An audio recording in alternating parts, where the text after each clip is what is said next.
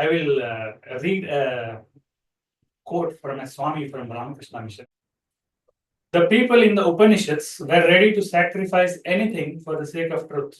Shastra was not their ultimate dictum.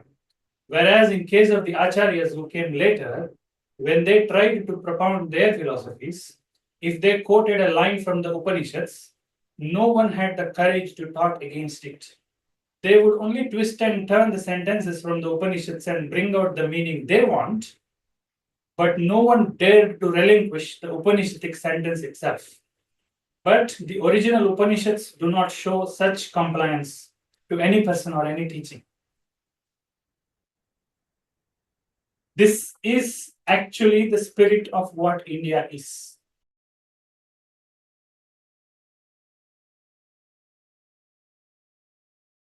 You might have heard people telling when they give scriptural talks, when they give Upanishad talks, when they give talk on Bhagavadgita, whatever.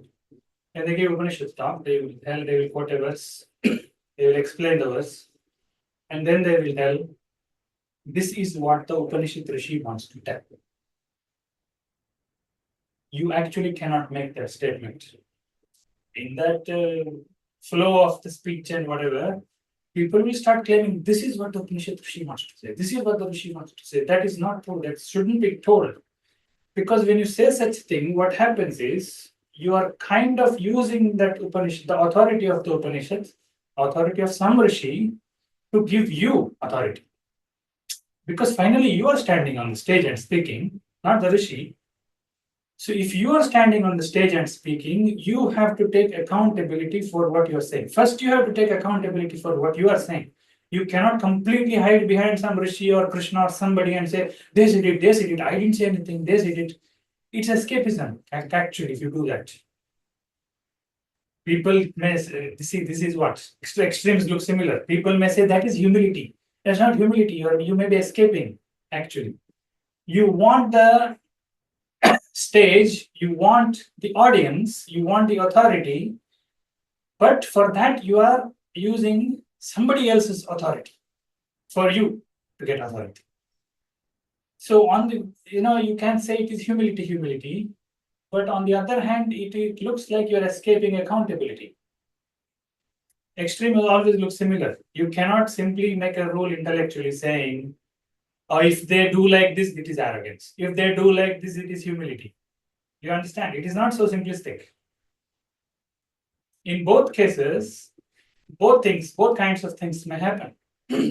So you have to understand that you cannot make a simplistic intellectual rule and say, only if somebody is keeping the scripture in front of them and hide behind them, then this is what the scripture is telling. I'm not telling, scripture is telling. That is humility. It's not necessarily true always.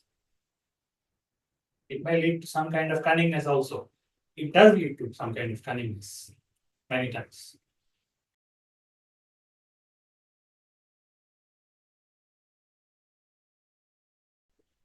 You don't know what the Upanishad Rishi actually means.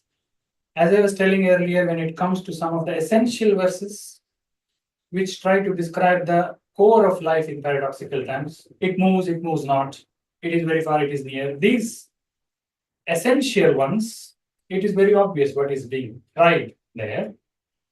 Again, it is not to give you some kind of understanding, but you can at least see what is being attempted there. That is fine. But all the supplementary verses which try to supply some kind of knowledge, like this verse on Vidya itself. So I went through that triplet. This is how Vidya and Avidya are being talked about. And I gave an explanation of this. But even if the explanation looks coherent to you, I cannot claim that this is what the Upanishad Rishi actually wants to say. Do you understand that? I cannot say that. I cannot hide behind the authority of the Rishi and say this is what the Rishi wants to say. It would be dishonest to say such a thing. I can only say probably this is what the Rishi wants to say.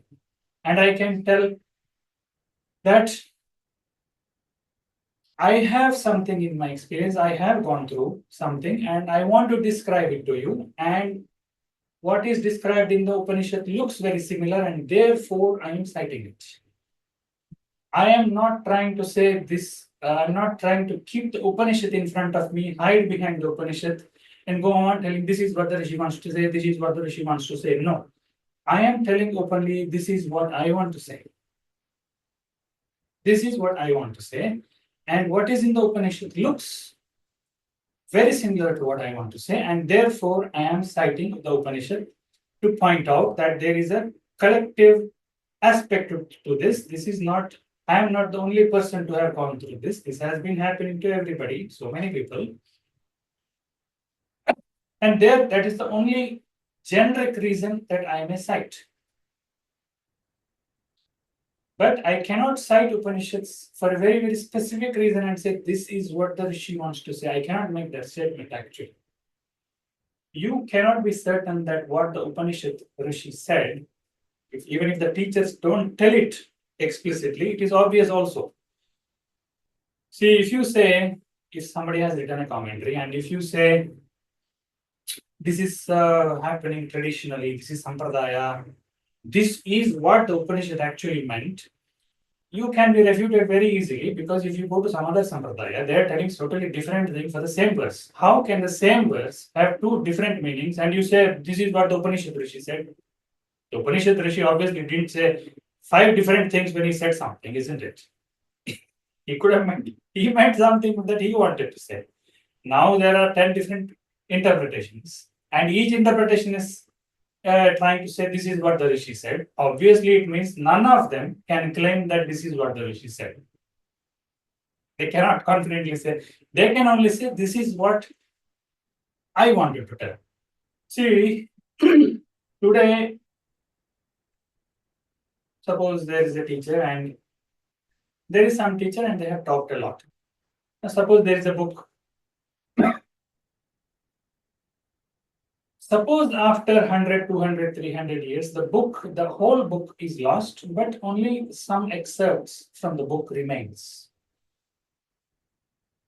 Somebody who comes after 400 years will not be able to exactly fill in the gaps which have been lost. It's not possible, actually. And that seems to what could have happened with the Upanishads. In the Upanishad times, very obviously, the teachers would have given very, very detailed teachings. If they taught through silence, that's a different matter. You leave that. That will not even come into the book. But otherwise, if they taught, if they gave instructions, they would have given very, very detailed instructions. For example, if you read Buddha's literature, all his detailed instructions are still stored because it is not very, very far. It's 2,500 years ago, and he stored it, they preserved it systematically. It is no more very crisp and concise. It's detailed teachings of what Buddha spoke is available. Whereas with the Upanishads, the detailed discussion that would have happened between the teacher and the student is now not available. Only bits and pieces, or summary is available. They might have summarized it consciously also, I don't know. Like Yoga Sutra is a concise summary. Sometimes they may summarize consciously because it will help the students. First, the detailed things have to be told. Like now, 3 sessions I have taken. I have talked for 5 hours. So after talking these 5 hours, to you, I can give a summary. Only to you. But if the summary is taken by somebody else, do you think they will be able to fill up the gaps exactly the way I did it? They won't be. It's not possible. If I simply give a summary about continuum, quantum, whatever, very quickly, and just leave it at that, and only the summary becomes popular, what would happen?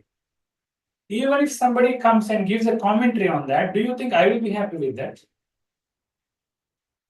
Later, if somebody comes and he says, I will expand this summary for you, I will fill up the gaps for you, and they fill up the gap. If I am there, available there, do you think I will be happy with that? It won't match, first of all, with what exactly I am trying to say. Isn't it? The only respite that the person may have who is writing the commentary is that I will be dead. After 200 years, I won't be there to tell that this is not what I said. And therefore, they can tell, this is what Jijnasu meant, and they can give a commentary. I'm not there. to tell. If they tell it right in front of me, it happens in a class also. Suppose now I talk so much. If I ask any one of you, can you very briefly tell me what I talked about with continuum and quantum? You will tell, you will try it sincerely, you will try something and you will tell something. And I will immediately, if you make a wrong step there, I will tell, no, that's not what I said. Because I am alive right here, I will tell. If I am dead, what will you do? This is probably, first you will tell, this is what sir probably said. Next day you will tell, this is what he said. Because your psychology, your mind cannot hold back that it has that habit. It wants to enjoy certainty. It cannot remain in uncertainty. First, it will tell, he said like this, he said like, probably this is what he said. After 2-3 days, you will say, no, this is what he said, I'm sure. Because you see in this other place, he talked like this. You will do churning, you will do permutation combination. Because you only have that limited information of what I talked. So from whatever I talked, you will go through that and you will try to justify your interpretation. But the thing is, regardless of how much you churn through my sentences, you might have still understood it wrongly. You may try to justify what you're interpreting by again citing me only, but it may be wrong. And I'm not there to tell you. I follow. And this is why we cannot tell for sure that this is what the Upanishad is telling. You cannot tell that for sure. I will read a quote from a Swami from Ramakrishna Mission. I have some book, Upanishad book, Kannada book from Ramakrishna Mission. And in the introduction, he has written something pointing this out. I have translated it to English. I have read it in English. The people in the Upanishads were ready to sacrifice anything for the sake of truth.